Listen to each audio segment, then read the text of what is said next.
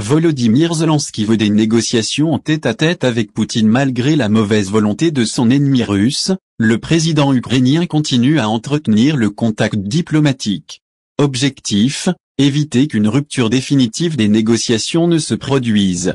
Le président ukrainien continue de croire aux négociations pour sortir de la guerre. Ou du moins l'affirme-t-il. Dans une interview diffusée mardi matin, Volodymyr Zelensky s'est de nouveau dit prêt à discuter avec son homologue russe, Vladimir Poutine, s'il accepte de négocier directement avec lui. Un mois après la brutale invasion de son pays par Moscou, le chef de l'État s'est pour la première fois dit ouvert pour essayer d'aborder tout ce qui contrarie et mécontente la Russie, y compris la Crimée et le Donbass. Selon lui, l'Ukraine préférera être détruite plutôt que de se rendre. La question de la Crimée et du Donbass est une histoire très difficile pour tout le monde, il faut des garanties de sécurité et la fin des hostilités, puis, une fois que ce blocage sera levé, parlons, a dit le président ukrainien avant d'ajouter que le peuple devrait, par référendum, se prononcer sur certaines formes de compromis conclus avec la Russie, et d'inviter le pape François à jouer le rôle de médiateur dans les négociations entre Kiev et Moscou. Guerre en Ukraine. Les trois cartes pour suivre la situation militaire en direct en guise de réponse. Mardi matin, le Kremlin a estimé que les pourparlers en cours avec Kiev n'étaient pas assez substantiels. Un certain processus de négociation a lieu, mais nous souhaiterions qu'il soit plus énergique, a indiqué Dmitri Peskov, le porte-parole de la présidence russe, regrettant également la lenteur des négociations. Plusieurs rounds de pourparlers se sont tenus ces dernières semaines sans déboucher sur des mesures concrètes.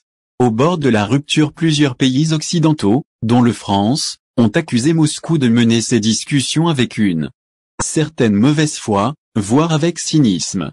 Washington soupçonne même Vladimir Poutine de vouloir jouer l'escalade. Joe Biden a ainsi accusé son homologue russe d'être dos au mur et donc sur le point d'utiliser des armes chimiques et biologiques. Moscou a suggéré que l'Ukraine en détenait, ce qui est un signe clair qu'il envisage d'utiliser ces deux types d'armes, a estimé le président américain, Joe Biden, pour qui Vladimir Poutine est déjà un criminel de guerre. Pour Moscou, ces déclarations indignes ont conduit les relations russo-américaines au bord de la rupture. Une colère qui cache les difficultés rencontrées par l'armée russe sur le terrain, où, selon plusieurs experts, elle tend à prendre désormais des positions défensives, notamment au nord de Kiev, mais aussi autour de Kharkiv. Cette stratégie s'accompagne de bombardements intenses. Mardi matin, plusieurs lourdes explosions ont été entendues dans la capitale sous couvre-feu.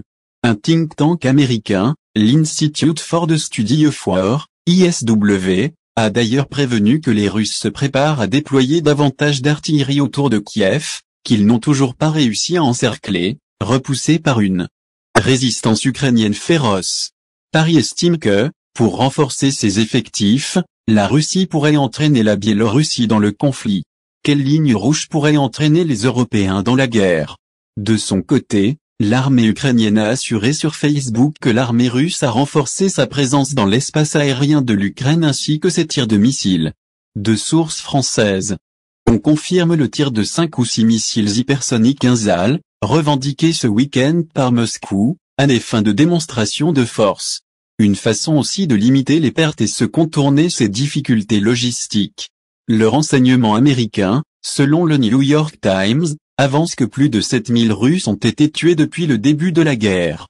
Des sources militaires ukrainiennes assurent que les troupes russes n'ont que 3 jours de munitions, de nourriture et de carburant. Près de 300 soldats russes auraient fait défection près d'Okhtyrka, toujours d'après l'état-major ukrainien dans la région de Soumy. Cette ville du nord-est du pays, verrou sur la route de Kiev est le centre d'intenses combats depuis 2 semaines. Cette famine qui vient les forces d'invasion portent également leurs efforts sur Mariupol. La situation dans ce port assiégé apparaît de plus en plus désespérée alors que Moscou reste sourd aux demandes de Kiev d'évacuation des quelques 200 000 civils toujours coincés. Les départs ne se font qu'au compte-gouttes. Un convoi de 15 bus, avec 1114 personnes à bord, pour la plupart des femmes et des enfants, devait quitter la ville mardi. Dans un communiqué, un élu local estime que les infrastructures de la ville ont été détruites à 80% à Kherson, une ville du sud de l'Ukraine désormais sous occupation russe, le quotidien est également de plus difficile. Les quelques 300 000 habitants, qui manifestent contre l'occupant, manqueraient de vivres et de médicaments. Mardi, s'adressant par visioconférence aux parlementaires italiens, Volodymyr Zelensky a mis en garde mardi l'Italie contre un afflux de migrants menacés par la faim en raison de l'invasion de l'Ukraine par la Russie. Et l'Ukraine a toujours été l'un des plus grands et importants exportateurs de nourriture. Nous ne savons pas quand nous aurons la récolte et si nous pourrons exporter. Et n'oublions pas la famine qui se rapproche depuis divers pays, a-t-il dit. Les pays de la rive sud de la Méditerranée, notamment l'Égypte et l'Algérie, sont de fait parmi les principaux acheteurs de blé ukrainien.